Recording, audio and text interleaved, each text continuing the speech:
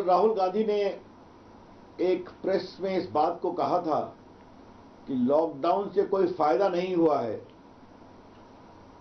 और प्रधानमंत्री को फ्रंट फुट पे खेलना चाहिए, वो बैक फुट पर खेल रहे हैं। कल पार्टी की ओर से टिप्पणी की गई थी। आज थोड़ा मैं विस्तार से राहुल गांधी के बारे में कुछ महत्वपूर्ण बातें कहना चाहूंगा। और पहली बात तो यह है कि जब से कोरोना की इस दुर्भाग्यपूर्ण परिस्थिति आई है, तब से राहुल गांधी देश के संकल्प को इस लड़ाई के मामले में कमजोर करने की कोशिश कर रहे हैं। He is trying to weaken the resolve of the country in the fight against corona. दूसरी बात, ये सब कुछ वो झूठ, गलत बयानी और तथ्यों को तोड़ मरोड़ कर रखने की कोशिश कर रहे हैं। This campaign is based upon falsehood, misrepresentation and deliberate twisting of facts. आज मैं विस्तार से राहुल गांधी के इस पूरे आचरण को रखूंगा, थोड़ा ये लंबा रखूंगा, बाद में आपका इसका रिटर्न नोट भी मिलेगा और फिर जो जवाब होगा, आपके प्रश्न होंगे, उसका मैं उत्तर दूंगा। तो थोड़ा मुझे आप समय दीजिए। पहली बात राहुल गांधी ने कही कि लॉकडाउन हैज फेल्ड। मैं हमेशा कहता हूं कि राहुल गांधी तो होमवर्क करते नहीं, बेबुनियाद आरोप लगाना उनकी फितरत बन गई है। अगर चीन को हम हटा लें, क्योंकि चीन को लेकर कई सवाल उठते हैं, तो देश के जो 15 दुनिया के देश हैं जहां कोरोना एक बड़ी बीमारी बन चुका है, उसकी आबादी है टोटल 142 करोड़। उसमें अमेरिका भी है, इंग्लैंड भी है, यूरोप के France, Germany, Italy, Spain, Iran, Canada, Saudi Arabia, Russia, सभी देश हैं।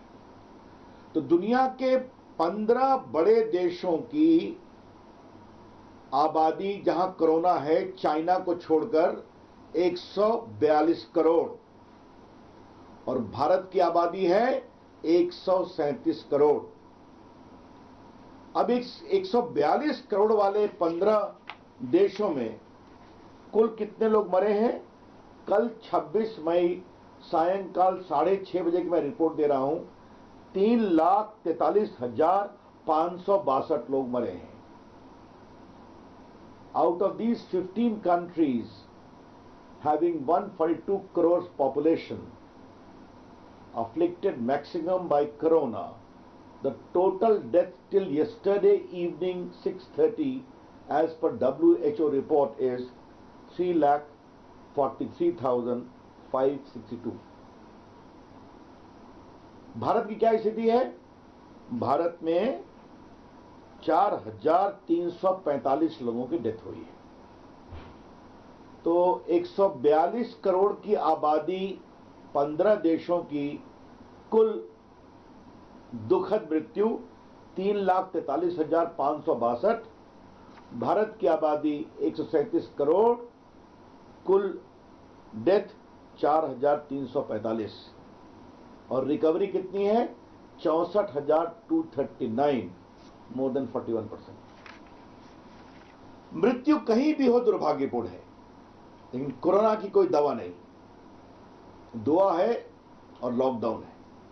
तो लॉकडाउन करके माननीय प्रधानमंत्री नरेंद्र मोदी जी ने जो हिम्मत दिखाई है, जो देश को नेतृत्व दिया है, जो पूरे देश को एक साथ जोड़कर काम करने की कोशिश की है, उसका यह फायदा है।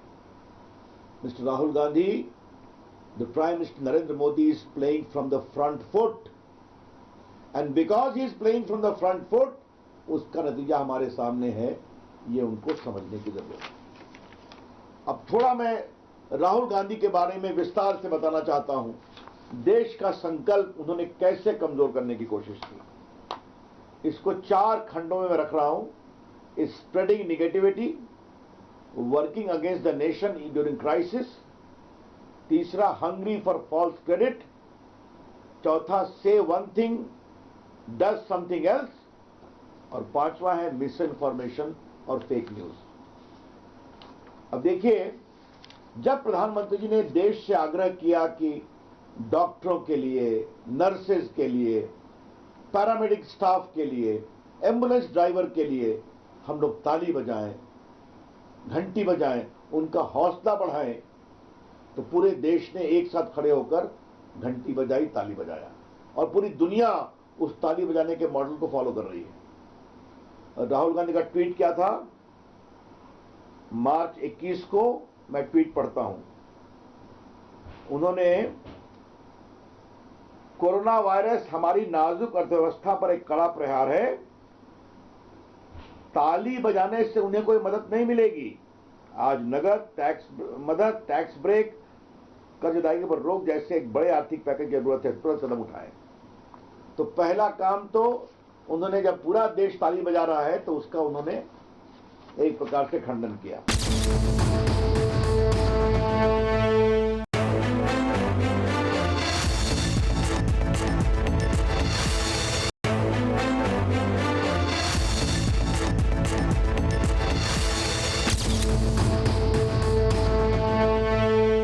याद होगा कि मोदी जी की अपील पर देश में ऊर्जा बढ़ाने के लिए यह आग्रह हुआ था कि देश के लोग दिया जलाएं, और आपने कई टीवी चैनल पर, अखबारों ने दिखाया होगा कि गरीब लोगों ने अपने टेंट पर, फुटपाथ के किनारे भी दिया जलाया था देश की एकता को मजबूत करने के लिए। राहुल गांधी ने क्या कहा? India is simply not testing enough to fight कोविड-19 virus, making people clap and shining torches in the sky isn't going to solve the problem। जबकि विपक्ष के बहुत से नेताओं ने भी ताली भी बजाई, घंटी बजाई और दिया भी जलाया, तो राहुल गांधी का यह हाल था। अब आप देखिए, सबसे दुर्भाग्यपूर्ण बात, कोरोना की लड़ाई में उन्होंने देश की एकता को खंडित करने वालों को भी अपनी शुभकामनाएं दी, उसके लिए प्रयास करने वालों या उसको पब्लिसाइज करने वालों। याद होगा कि पुलिट्जर अवार्ड मिला था दार यासीन, मुख्तार खान और चन्नी आनंद को उनके फोटोग्राफी के लिए। उनको मिला, ये उनका विषय है। लेकिन राहुल गांधी ने क्या कहा? उन्होंने कंग्रेचुलेट किया कि उनको काफी उनका अभिनंदन किया। वो ट्वीट सबके सामने है। Congratulations to Indian photo journalist Dar Yasin, Mukhtar Khan and Channi Anand for winning a Pulitzer prize for their powerful images of life in Jammu and Kashmir. You make us proud. ये कांग्रेस के अध्यक्ष रहे हैं ना, अभी बड़े नेता हैं। और जो एपी के सीईओ कैरी प्रूइट हैं, उन्होंने क्या कहा? Thanks to the team inside Kashmir, the world was able to witness a dramatic escalation of the long struggle over region's independence. Their work was important and superb. तो associated press के CEO उस photograph के पुरस्कार को कश्मीर के आजादी के आंदोलन का एक प्रखर बिंदु बना रहे हैं, और राहुल गांधी उनकी तारीफ में ट्वीट कर रहे हैं। इसका क्या मतलब निकाला जाए? वो भी तब जब देश को एक होकर लड़ाई करना चाहिए, और आज कश्मीर में शांति और आतंकवादी एक प्रकार से भाग रहे हैं और मारे जा रहे हैं, जो कुछ बचे हुए। नीरव मोदी को हिंदुस्तान लाया जाए, क्या क्या हल्ला किया चुनाव में इन्होंने। मोदी जी पर व्यक्तिगत आरोप लगाया नीरव मोदी को लेकर, और उनके कांग्रेस के एक इंपॉर्टेंट वर्कर जो बॉम्बे हाईकोर्ट के रिटायर्ड जज हैं अभय टिपसे, वो एक एक्सपर्ट विटनेस के रूप में लंदन के कोर्ट में अपना ओपिनियन भेजते हैं कि नीरव मोदी के खिलाफ कोई केस नहीं बनता। राहुल गांधी, ये आपकी कथनी और करनी, ये मैं इसलिए कह रहा हूं कि राहुल गांधी ने इनको दिल्ली में ज्वाइन कराया था। पूर्व मैंने आपसे चर्चा की थी, जज साहब वही हैं जिनका रिटायरमेंट के 8-10 महीना पहले मुंबई हाईकोर्ट से इलाहाबाद प्रशासनिक कारणों से ट्रांसफर हुआ।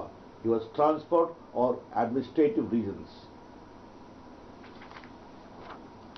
अब देखिए, अपनी पब्लिसिटी और क्रेडिट के लिए उतावलापन, ये जो भिलवाड़ा मॉडल है, इस पर सोनिया जी ने कहा कि राहुल गांधी की वार्निंग के कारण भिलवाड़ा में कोविड को नियंत्रित किया गया। ये चर्चा आप लोगों ने देखी होगी, तो मैं और तो नहीं कहूंगा। वहां की किस्मत गुर्जर एक सरपंच है, उसने कहा कि भिलवाड़ा में जो भी सफलता मिली है वो वहां के लोगों के प्रयास के कारण है। कृपया करके राहुल गांधी को इसका पुरस्कार न दिया जाए। उसका ट्वीट टाइम्स ऑफ इंडिया में आया है, उसका कमेंट भी आया है, ये आप लोगों ने देखा होगा। सबसे तो झूठा क्रेडिट करने की कहानी उनके कॉन्स्टिट्यूएंसी वायनाड से आती है। वायनाड में उन्होंने ट्वीट किया, मैं पढ़ता हूं, I am proud that Wayanad district in my constituency has been recognised by the health ministry for its excellent result in tackling कोविड-19। और सच्चाई क्या है कि हेल्थ मिनिस्ट्री ने वायनाड को हॉटस्पॉट डिक्लेयर किया था, वो भी अखबार में छपा है। Full list of 7 Kerala district identified as Covid hotspot. वो डिस्ट्रिक्ट है कासरगोड, कन्नूर, वायनाड, मलप्पुरम, एर्नाकुलम एक्सेट्रा। तो जो हेल्थ मिनिस्ट्री उनकी कॉन्स्टिट्यूएंसी को हॉटस्पॉट बोल रहा है, उसको ये कह रहे हैं कि हेल्थ मिनिस्ट्री ने उसकी तारीफ की है। अब ये कैसे महाशय हैं, क्या काम करते हैं, क्या क्या बोलते हैं, कैसे ट्वीट करते हैं, ये देश को जानना बहुत जरूरी है। अब देखिए, जो उन्होंने कल कहा, पहले भी कहे हैं, lockdown no solution to beat corona virus. सबसे पहले लॉकडाउन किसने किया? पंजाब ने किया। किसने किया? राजस्थान ने किया। और अभी 31 मई तक इसको बढ़ाने में मुख्यमंत्रियों की बैठक के पहले ही महाराष्ट्र ने फैसला कर लिया, पंजाब ने फैसला कर दिया। तो राहुल गांधी जी, आप कहते हैं लॉकडाउन कोई सोल्यूशन नहीं है, तो अपने मुख्यमंत्री को नहीं समझाते हैं आप, या वो आपकी बात नहीं सुनते हैं, या आपकी बात में इतना हल्कापन है कि उसको वजन नहीं देते। Mister Rahul Gandhi, if lockdown is no solution, why does your chief minister do not listen to you?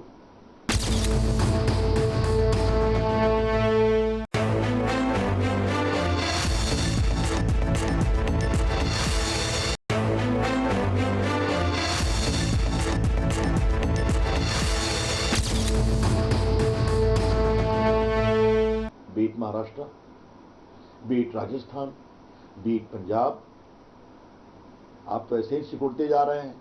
अब कल तो आपने कह दिया कि महाराष्ट्र में आप कोई की डिसीजन नहीं प्ले करते हैं। तो क्या राहुल गांधी महाराष्ट्र सरकार की विफलता से अपनी जिम्मेदारी लेकर भागना चाहते हैं क्या, कि मुंबई आज वर्ल्ड का हॉटस्पॉट बन रहा है? कहीं भी गलत है, मौत कहीं भी हो गलत है। तो ये मैं बताना चाहूंगा कि इस तरह की बेतुकी बातें बार बार कहना। अब फिर राहुल गांधी ने एक बात और कह दी कि सेंटर न्याय स्कीम लाए। तो हमें नसीहत देने के पहले आपकी प्रदेश सरकारें सब न्याय स्कीम क्यों नहीं लाती हैं, जो आप न्याय स्कीम समझाने की कोशिश कर रहे हैं?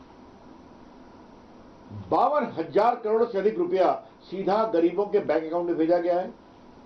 1,70,000 करोड़ का पैकेज दिया गया है।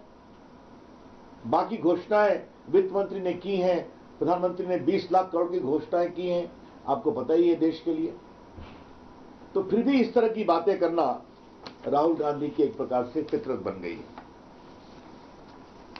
अब जरा देखिए कि राहुल गांधी ने माइग्रेंट वर्कर पर ट्वीट किया और उन्होंने अपनी तस्वीर भी दिखाई।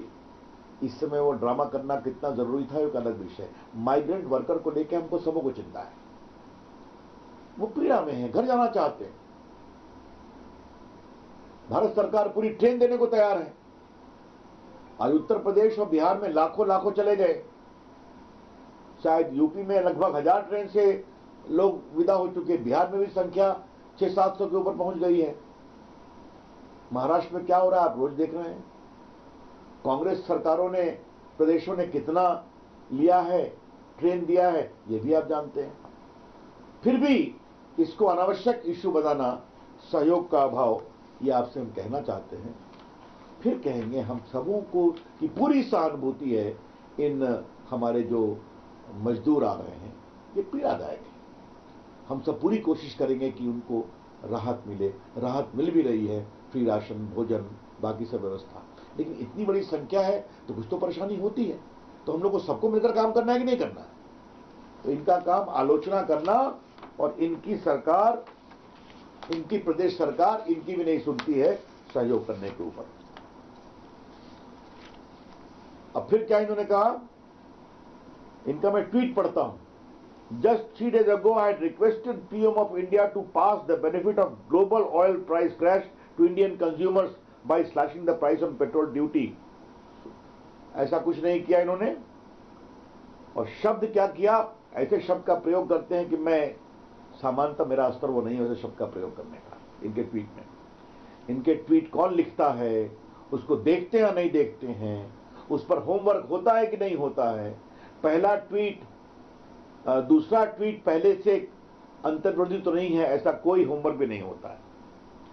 अब हमको नसीहत दे रहे हैं तो यार देखा जाए, राजस्थान का जो वैट हाइक बढ़ा तो और पेट्रोल बढ़ गया। पंजाब गवर्नमेंट ने पेट्रोल डीजल पर 2 रुपीज एक्स्ट्रा प्राइस बढ़ाया। तो राहुल गांधी जी, आपके प्रदेश के मुख्यमंत्री आपकी बात क्यों नहीं सुनते हैं? आप जरा हमें बता दीजिए, आप देश को क्या समझाने निकले हैं? तो या तो फिर मैं कहूंगा कि आपके मुख्यमंत्री आपकी बातों को गंभीरता से नहीं लेते, उसमें वजन नहीं है, या आप इस महान लड़ाई के संकल्प के महत्व को नहीं समझते। तो क्या मैं ये मानूं कि your chief ministers are ignoring your advice? Mister Rahul Gandhi, देश ये भी जानना चाहता है। मित्रों, 2-3 बातें बस और थी। उन्होंने श्रमिक कानून को लेकर भी बड़ा विषय बवाल खड़ा कर दिया, और महाराष्ट्र ने लेबर लॉ को बदलने की कोशिश की है, यह अखबारों में छपा है। राजस्थान ने 12 घंटे के काम का निर्णय करने का प्रयास शुरू हो गया है, यह भी अखबार में छपा है। तो फिर आपके मुख्यमंत्री आपकी बात नहीं मानते।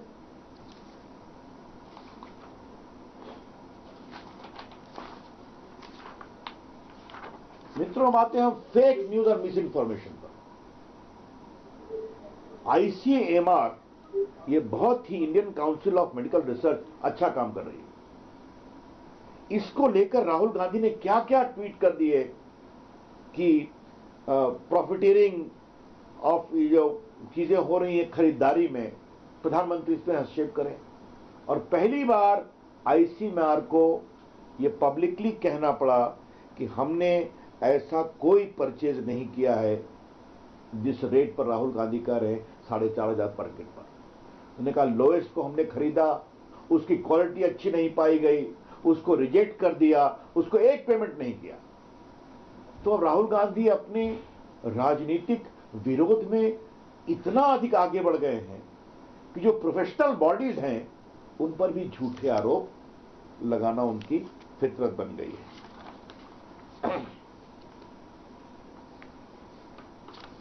अब उन्होंने एक और ट्वीट किया, कांग्रेस पार्टी राहुल गांधी ने, संसद में मैंने एक सीधा सा प्रश्न पूछा था कि मुझे देश के 50 सबसे बड़े बैंक चोरों के नाम बताइए। वित्त मंत्री ने जवाब देने से मना कर दिया, और बाकी जो उनकी हस्तरहीन आरोप होते हैं वो लगाया गया। देश के वित्त मंत्री निर्मला जी ने उनका जवाब दिया कि राहुल गांधी जी, डिफॉल्टर और बैड लोन और राइट ऑफ में अंतर समझते हैं आप? और तब फिर उनको नसीहत दी गई कि 2009-10 से 13-14 के बीच में, जब मनमोहन सिंह जी भारत के प्रधानमंत्री थे और राहुल गांधी के पूरे कंट्रोल में थे, तो उस समय उनकी सरकार ने 1,45,226 करोड़ के बैंक लोन को राइट ऑफ किया था. I again repeat, between 2009, 10 and 13, 14, when Manmohan Singh, fully under the control and influence of Rahul Gandhi, was the Prime Minister, a huge amount of 1,42,226 crores of bank loans were written off. तब क्या कर रहे थे आप?